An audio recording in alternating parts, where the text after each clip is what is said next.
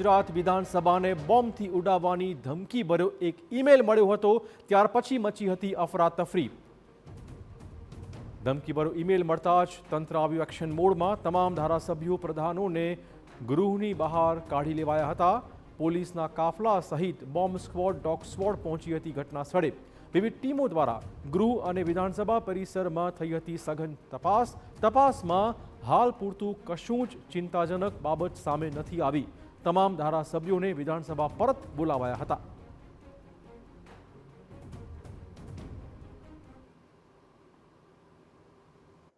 સવારે 9 કલાકે મળનારા વિધાનસભા ગૃહની બેઠક મોકૂફ થઈ છે અને તેનું મુખ્ય કારણ એ છે કે ગુજરાત વિધાનસભાને આજે બોમ્બથી ઉડાવી દેવાની ધમકી છે તે આપવામાં આવી છે।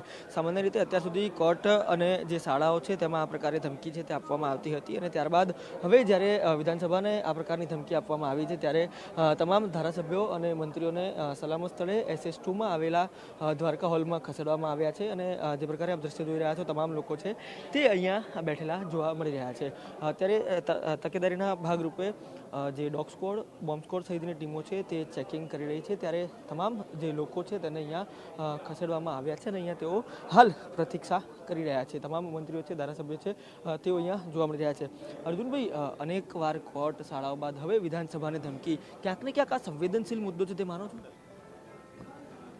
આ પોલીસનું કામ છે અને પોલીસ એની કામગીરી કરી રહી છે। અત્યાર સુધી આ બાબતો છે, બાળકોને ધમકી આવતી હતી ત્યારે વાલીઓ ચિંતિત હતા, કોર્ટમાં આ પ્રકારે હતી। હવે વિધાનસભાને ક્યાંક ને ક્યાંક ધમકી મળવાના કારણે કામ છે તે મોકૂફ કરવું પડ્યું છે, તમામ મંત્રીઓ, ધારાસભ્યો બેઠા છે, સમયનો વેડફાટ થાય છે। કયા પ્રકારની કાર્યવાહી આપ માનો છો કે થવી જોઈએ?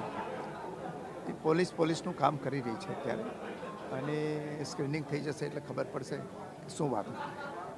મહેશભાઈ, કઈ પ્રકારે આપ માનો છો? પોલીસનું કામ કરે છે।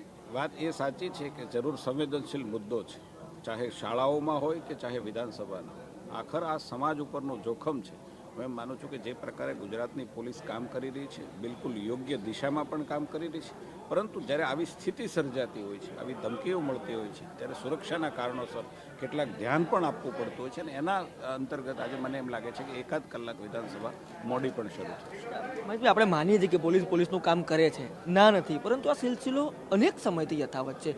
7-7, 8-8 વખત હાઈકોર્ટને મળી, અનેક વખત શાળાઓને ઉડાવી દેવાની ધમકી મળી, ડિસ્ટ્રિક્ટ કોર્ટની ધમકી, અને હવે તો વિધાનસભાને। તો ક્યાંક પોલીસ કાચું કાપે છે એવું માનો છો? હું એમ માનું છું કે આમાં પોલીસ, એક વાતને તમારે વિચાર કરવો જોઈએ કે આમાં પોલીસ શું કરી શકે।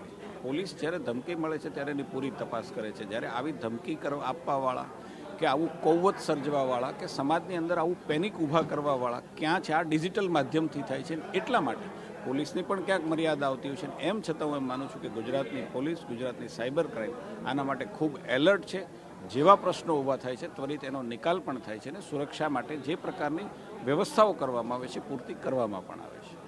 સ્વાભાવિક રીતે પોલીસ છે તે ડિજિટલ યુગમાં પોતાનું કામ છે તે કરી રહી છે। આ તમામ બાબતો વચ્ચે જે તમામ ધારાસભ્યો છે, મંત્રીઓ છે, તેમને અત્યારે સુરક્ષિત સ્થળે દ્વારકા સભાગૃહમાં બેસાડવામાં આવ્યા છે અને વિધાનસભા ગૃહમાં હાલ જે ચેકિંગ છે તે ચાલી રહ્યું છે। ક્લિયરન્સ મળ્યા બાદ આજની કાર્યવાહી કરવી કે કેમ તે અંગે નિર્ણય છે તે લેવામાં આવશે। કેમેરા પર્સન અરવિંદ સોલંકી સાથે રોનક વર્મા, TV9 ગાંધીનગર। તો ચોક્કસ અત્યારે વિધાનસભા ગૃહની કાર્યવાહી શરૂ થઈ રહી છે કાર્યવાહી અને વધુ વાત કરવા જોડાશે અમારા સંવાદદાતા રોનક। જે રીતે અફરાતફરી ચોક્કસ મચી હતી, હજી તપાસ શું પૂરી થઈ ગઈ છે? કશું બાધાજનક નથી મળ્યું પ્રકારના સમાચાર છે અને હવે તપાસ કઈ દિશાની થઈ રહી છે?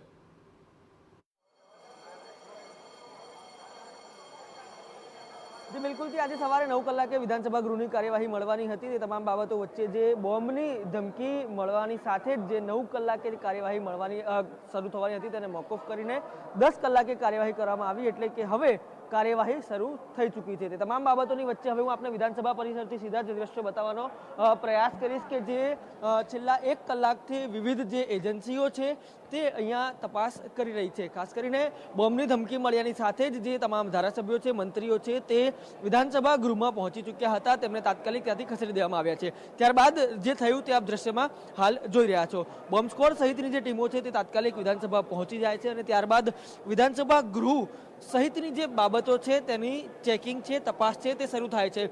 સૌપ્રથમ ગૃહની અંદર આ પ્રકારે ચેકિંગ છે તે કરવામાં આવે છે અને ગૃહમાં કંઈ પણ પ્રકારે શંકાસ્પદ ન જણાતા આખરે ક્લિયરન્સ આપવામાં આવે છે અને ત્યારબાદ હવે વિધાનસભા પરિસરના જે પાર્કિંગ સહિતની બાબતો છે તેમાં જે સુરક્ષા એજન્સીઓ છે તેમના દ્વારા તપાસ કરવામાં આવી રહી છે.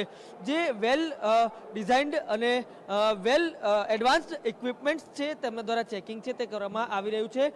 એ ચાહે અજાણી બેગ પડી હોય તે હોય કે પછી કોઈ પણ ઇલેક્ટ્રોનિક ઇન્સ્ટ્રુમેન્ટ્સ હોય, તમામનું ચેકિંગ છે તે હજુ પણ ચાલી રહ્યું છે. આ તમામ બાબતોની વચ્ચે એક ક્લિયરન્સ મળી ચૂક્યું છે. વિધાનસભા ગૃહમાં હાલ શંકાસ્પદ કંઈ દેખાયું નથી, તેના કારણે ગૃહની કાર્યવાહી શરૂ તો થઈ ચૂકી છે, પરંતુ તકેદારીના ભાગરૂપે, સલામતીના ભાગરૂપે જે ચેકિંગ છે હાલ એજન્સીઓ દ્વારા કરવામાં આવી રહ્યું છે.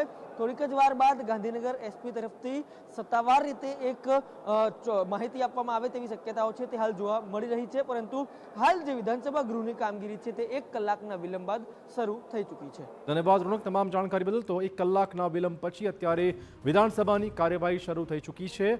હાલ પૂરતું કશું ચિંતાજનક કે વાંધાજનક મળી આવ્યું નથી.